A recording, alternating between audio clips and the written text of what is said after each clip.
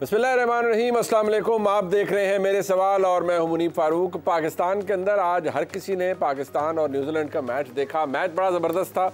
पाकिस्तान ने रिकैपिटलाइज़ किया है, अगर मैं ये कहूँ कि ऐसी पोजीशन के अंदर जब पूरी पाकिस्तानी टीम स्ट्रगल कर रही थी, पाकिस्तान को एक जीत की ज़रूरत थी। अब ये नहीं पता क्योंकि हम उस स्टेज पर आ गए हैं जहाँ हम मुख्तलिफ इक्वेशंस का शिकार हैं कि किसी स्टेज पर कौन जीतेगा कौन हारेगा, तो हम शायद सेमीफाइनल तक जा पाएँ। लेकिन जो सबसे अच्छी बात थी कि वो जो किलर इंस्टिंक्ट होता है किसी भी टीम के अंदर, वो आज आपको नज़र आया।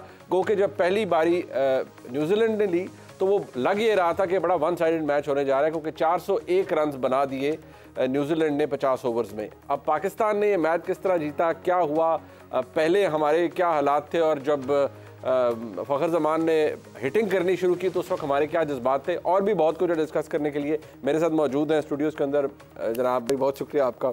मोहम्मद यूसुफ भाई हमारे साथ मौजूद हैं, और जनाब हाफिज़ इमरान साहब। हाफिज़ साहब, वैसे आज तो आपके पास गिला करने के लिए भी कुछ नहीं है तो मेरे ख्याल में आज तो अच्छी बातें आप करेंगे। नहीं तो पहले तो आपने बड़ी अंबार लगा दिए थे ठीक बड़ी तनकीद के, तो ज़रा उस पर भी आज मुझे पता है आपको मुश्किल होगी, लिहाजा मैं आपको टाइम देता हूँ, आप सोचें कि आपने किस चीज़ में कीड़े निकाले ये आप इसका इन्हिसार आपके सवाल पर है। हाँ चले, नहीं वो मैं आपसे सवाल कोशिश करूंगा ना यहाँ से होता हुआ। नहीं वो फिक्र ना करें, बिस्मिल्लाहिर्रहमानिर्रहीम, फिक्र ना करें। हम ऐसा आपको सवाल देंगे जिसके ऊपर आपको वो डिस्क्राइब करना पड़ेगा, जो जैसे मुनीब कह रहे हैं ना कि क्या ऐसी चीज़ कर सकते हैं जिसपे हम आवाम को एक दफ़ा फिर पता चले कि इसमें से भी आप कुछ निकाल सकते हैं। हाँ, कॉन्सिक्वेंसेस। हाँ बिल्कुल ऐसी। अच्छा मुश्ताक भी, सबसे पहले अल्लाह का बड़ा शुक्र है पाकिस्तान ने बड़ा अच्छा खेला। ऑब्वियसली हम चेज़ कर रहे थे, लेकिन वो किलर इंस्टिंक्ट नज़र आया। लेकिन एक बात, ये नेगेटिव्स ढूंढने की बात नहीं है, बट समहाउ हमने रन्स बड़े कंसीड किए हैं। कोई इमेजिन नहीं कर सकता कि शाहीन शाह अफरीदी को 10 ओवर्स में 90 रन्स पड़ेंगे और इतना रन वो कंसीड करेंगे। But it's a bad day या he is not having a good time? नहीं, I think the pitch was very good. बहुत फ्लैट पिच थी। और इस फ्लैट पिच के ऊपर मैं यूसुफ शाहिद हम जब प्रोग्राम कर रहे थे ना, तो हम कह रहे थे कि 350 पे भी जान छूटती है तो छूट नहीं चाहिए, हम इतना कर जाएंगे। और उसका एविडेंस आपको नजर आया। बाउंड्रीज बहुत बेंगलुरु की छोटी है, साइडों की बहुत छोटी, सामने भी एक दो बाउंड्री तो बहुत छोटी है। तो आपको जब ऐसी पिच मिले जिसके ऊपर कुछ भी नहीं होता, फ्लैट पिच, स्लो पिच, उसके ऊपर बॉलर के लिए कुछ भी नहीं होता, तो आई थिंक पाकिस्तान का जो 400 पाकिस्तान के खिलाफ हुआ है, तो आपको एविडेंस नज़र आया उसका कि पाकिस्तान ऑलमोस्ट पता था कि पाकिस्तान देवर इन हंट, वो चेज़ करने के करीब थे। तो आई थिंक कि पाकिस्तान की बॉलिंग बुरी नहीं होती। कई दफ़ा आपको ये देखना पड़ता है कि आपके जो मेन बॉलर होते हैं ना, जो आज मुझे लगता है, जो आप कहते हैं ना कॉन्सिक्वेंसेस की बात करें, तो दे समटाइम हम वो मिस द ट्रिक।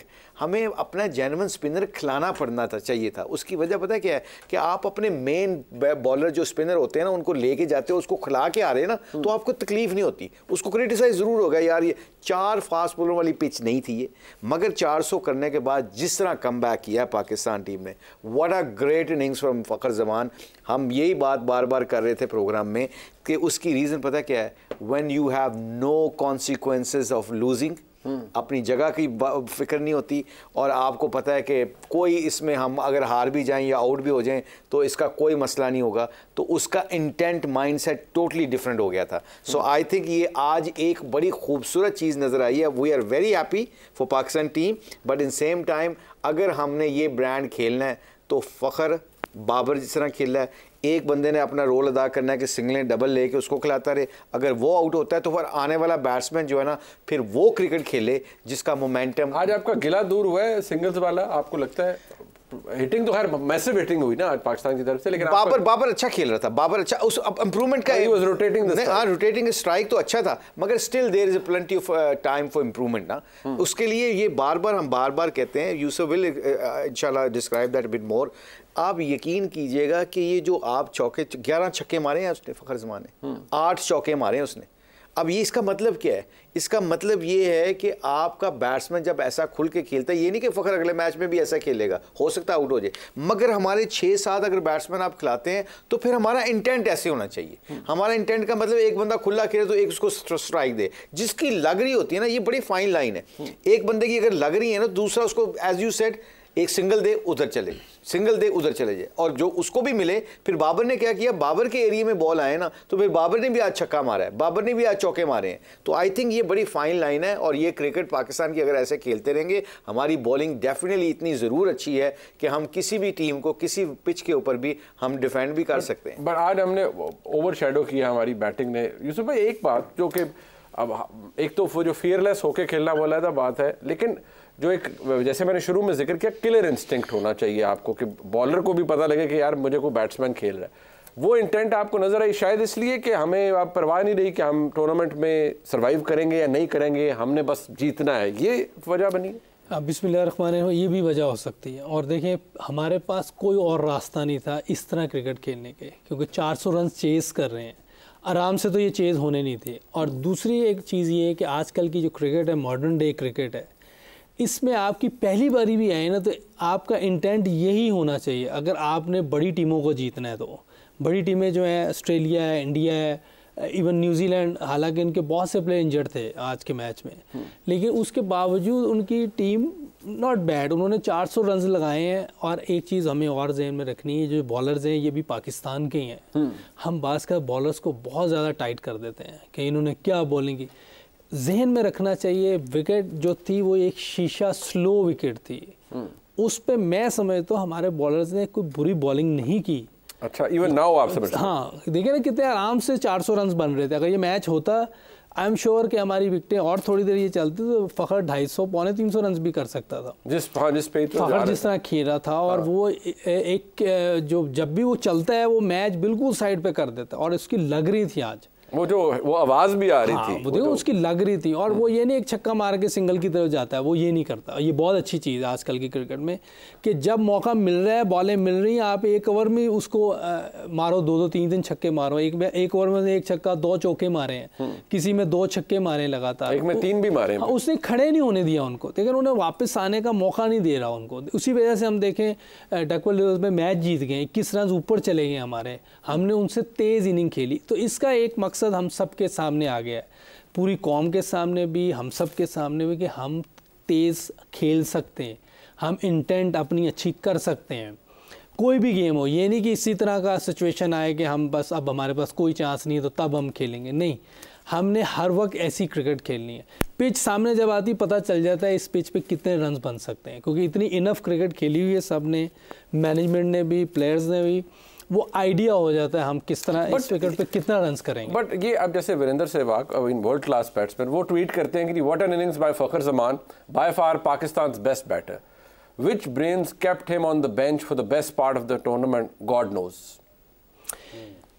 देखिए वो इंजर्ड भी तो था, मेरा ख्याल है ये इसकी इंजरी की बात चल रही थी जिन दिनों में। इंजरी या लीन मतलब लीन पैच से क्या बैड फॉर्म, क्या बैड फॉर्म भी अगर आप देखें ना, यूसुफ ने ना एक बड़ी अच्छी बात की थी, नहीं आप क्योंकि दफ़ा कई हम जब एशिया कप जब खेल रहे थे, वहाँ की पिचें बहुत डिफरेंट है।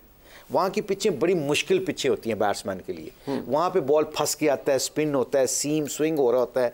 यहाँ पे इंडियन पिचों के ऊपर आके यूसुफ ने एक बड़ी अच्छा बात की थी। उसने कहा था इंडिया तक फ़खर जमान को मौका देना चाहिए।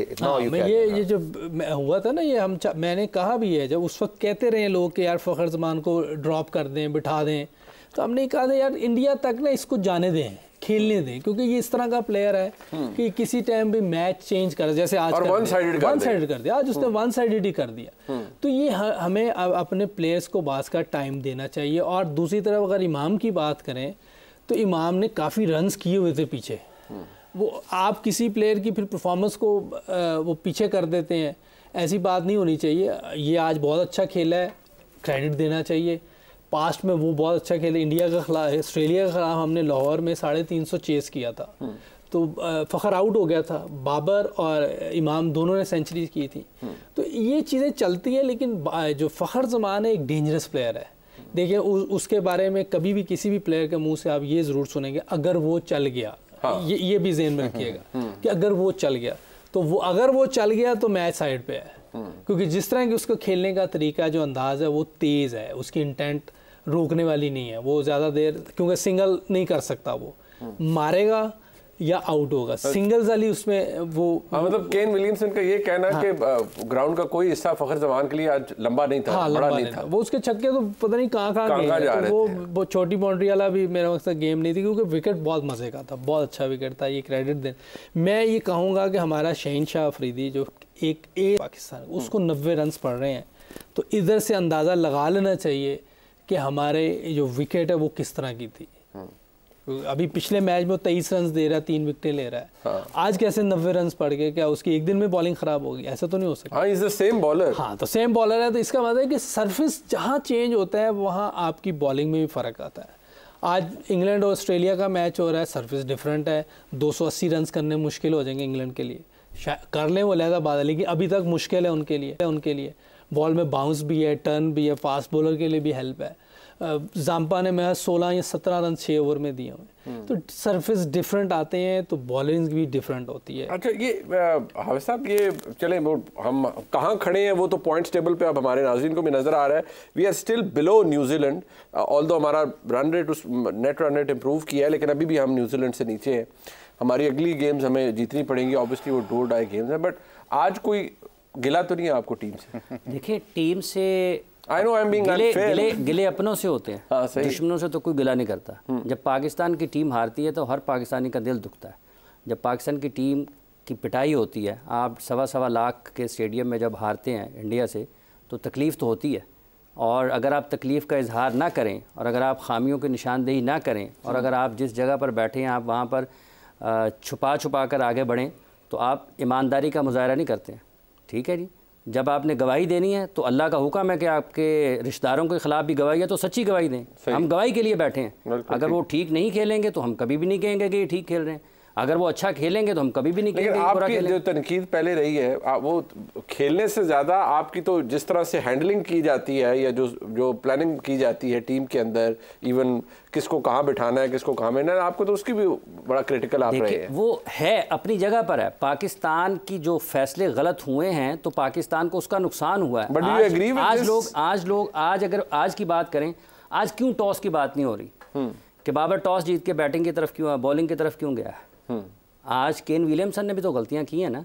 पाकिस्तान ने टॉस जीतकर क्यों बॉलिंग की तरफ गया? नंबर 1, पाकिस्तान के पास एक ये था कि न्यूजीलैंड अपनी फुल स्ट्रेंथ बॉलिंग पे ऊपर नहीं था, उनके टॉप बॉलर्स बाहर बैठे थे, और पाकिस्तान के जहन में यकीनी तौर पर ये होगा कि अगर हम चेज़ की तरफ जाएंगे तो हमें ओवर ज़रूर मिलेंगे जहां पर हम इनके खिलाफ तेज़ी से रन्स बना सकते होंगे। तो एक उनकी कमज़ोर बॉलिंग को पाकिस्तान ने जहन में रखते हुए सेकेंड इनिंग्स में बैटिंग को तरजीह दी। दूसरा, पाकिस्तान के जहन में यह भी होगा कि जब बारिश आती है सेकेंड इनिंग्स में तो आपके सामने टारगेट पड़ा होता है।